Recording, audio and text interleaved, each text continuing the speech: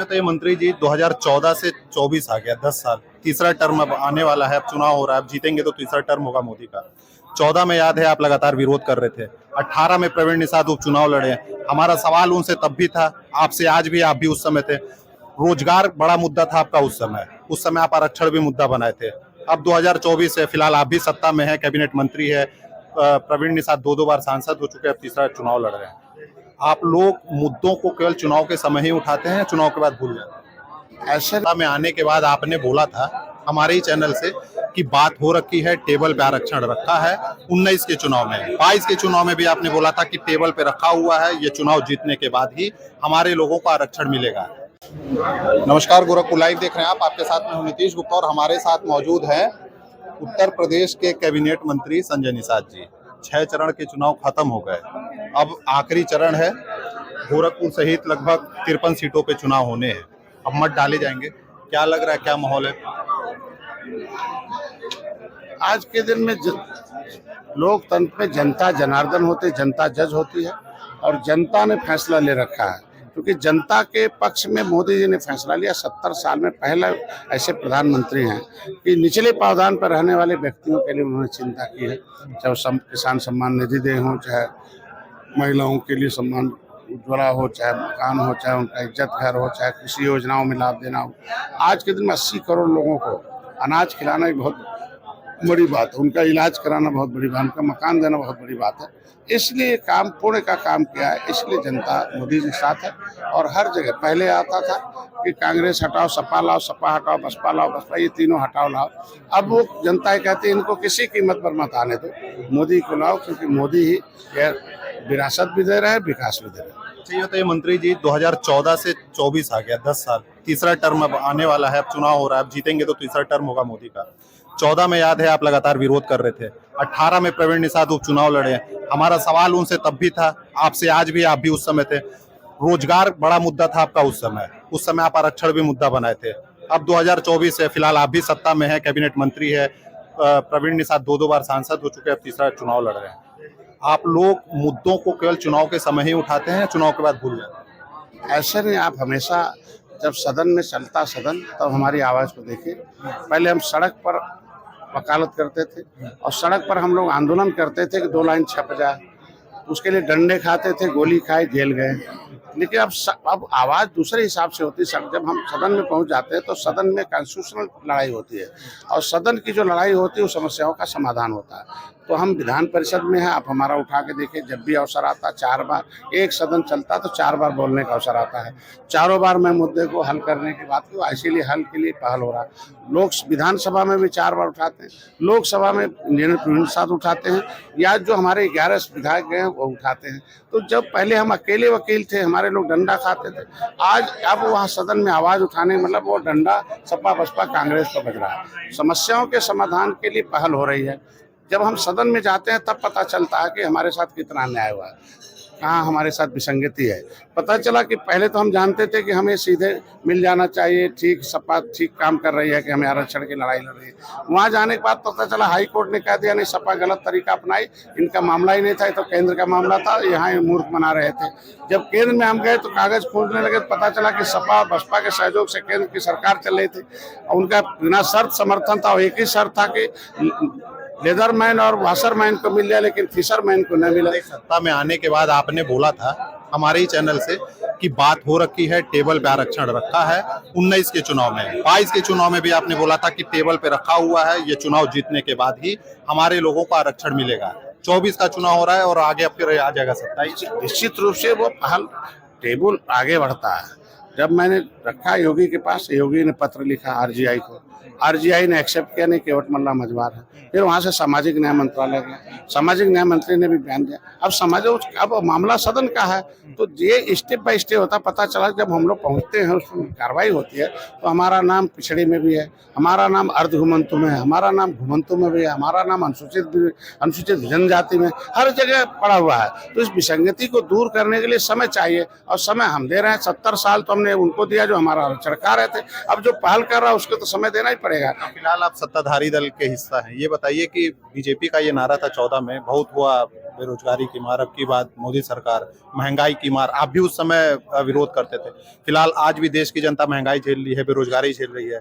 आप लोग राम मंदिर पे बात करते हैं, पुलवामा की बात करते हैं, 370 की बात करते हैं, लेकिन बात जब महंगाई और बेरोजगारी की आती है तो आप लोग फिर घुमा देते हैं बात। नहीं, घुमाते नहीं है, नजदीक से आप जब आएंगे, हम नजदीक से देखे हैं। अर्थव्यवस्था जो होता है वह देश दुनिया में व्यवस्थित करता है। अर्थव्यवस्था पता ही नहीं था, 13 नंबर पर दुनिया में थे, तो निश्चित रूप से उस अर्थव्यवस्था को हम जब सही करेंगे तभी तो हमारा व्यवस्था सही होगा। तो आज सिलेंडर का दाम 2014 में क्या समझिए ना, अर्थव्यवस्था हम क्या नंबर पर थे, 13 नंबर पर। अभी दुनिया में हम क्या नंबर पर आए, 5वें नंबर पर, हम 3रे नंबर पर। हम जब टैली करेंगे अमेरिका से, फ्रांस से, जापान से, तो उनकी व्यवस्था तो 1 नंबर पर है, तो 1 नंबर पर जब हम आएंगे तभी तो उसकी तरह हमारी व्यवस्था सही होगी। अब धीरे धीरे अर्थव्यवस्था हम 3रे नंबर पर आए हैं, तो इसीलिए आज के दिन में हम रोजगार देने में कामयाब हो रहे हैं। नीतियाँ, जन कल्याणकारी नीतियाँ, रोजगार के साधन, सहयोग, अनुदान, आज हमारे यहाँ 15,500 लोगों को, 15,000 लोगों को लाभार्थी बनाया, वो रोजगार है ना।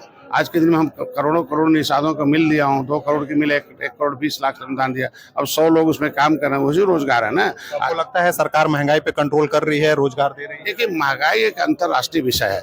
जब हमारे पास पैसा होगा, रोजगार होगा, पैसा कमाएंगे, तो उस महंगाई में हम जी सकते हैं। आज के दिन में मेरे कहने वाला, हमें साधन संसाधन चाहिए, तो वो तभी संभव जब सरकार सहयोग करेगी। तो ये जो हम, चाहे वो किसान निधि हो, चाहे आज के दिन में फिशरीज क्रेडिट, मान लीजिए मोदी जी ने, कांग्रेस ने निषादों को पूरे 67 साल में 3,000 करोड़ रुपया दिया। कौन सा रोजगार कर लेगा 3,000 करोड़ में पूरे देश का 18%? आज मोदी जी ने 41,500 करोड़ रुपया दिया 6.5 साल में, तो अब उस पैसे से अनुदान देकर हम रोजगार दिलवा रहे हैं। तो उसी से तो आज किसान फिशरीज क्रेडिट कार्ड है, और फिशरीज क्रेडिट कार्ड में 7% ब्याज।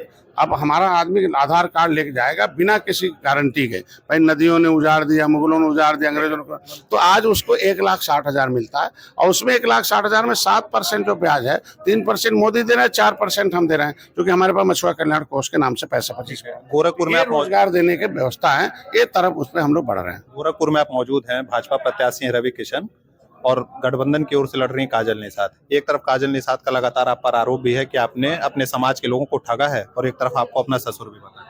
ये कोई भी आरोप लगा दें कि कौन सी चीज मैंने ठगा है, ठगा किसने? सपा ने। वोट हमारा लिया है, नोट नौकरी अपने लोगों को दिया है। ये तो सामाजिक न्याय समिति का रिपोर्ट कहते हैं ना कि साइकिल बटन दबाओ, यादव भाई की माँ के कोख से दरोगा बनाओ, और निषादों के माँ के कोख से मजदूर बनाओ। हाथी बटन दबाओ, उनके बेटे को उनके माँ के कोख से हाकिम बनाओ, और निषाद के कोख से मजदूर बनाओ। ये तो ठगा किसने है? वोट तो उन्होंने लिया था।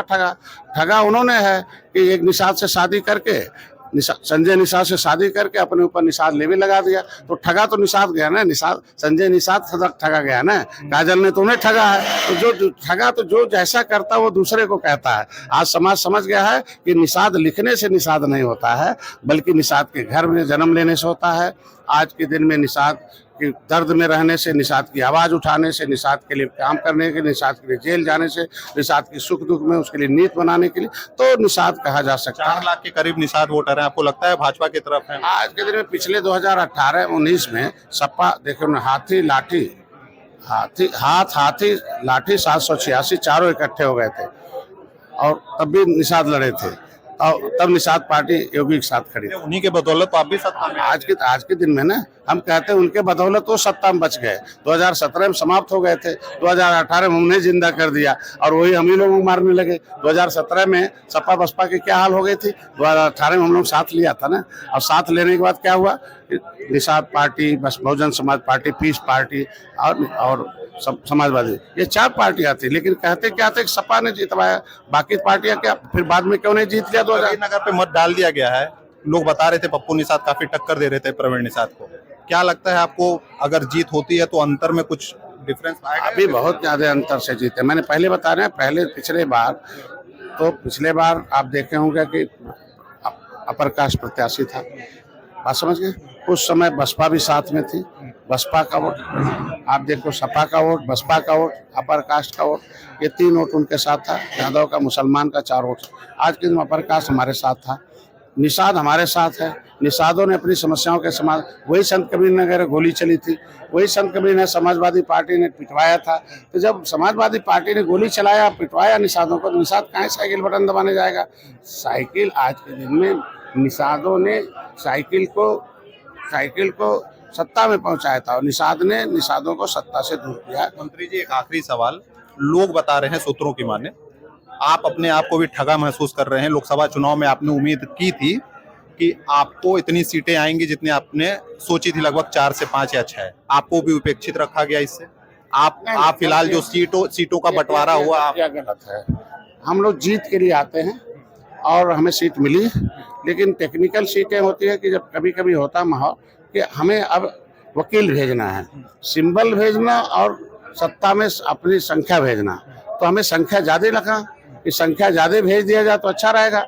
एक निषाद एक सिंबल से जाके वहाँ क्या करेगा, और 8 निषाद अगर जाएंगे तो 8 आवाज होगी हमारे लिए, तो हमारी वकालत 8 गुना बढ़ेगी। और एक कोई जीत के जाएगा और हम भाई निषाद पार्टी के सिंबल से हम दूसरे को जब लड़ाएंगे तभी तो जीत के जाएगा।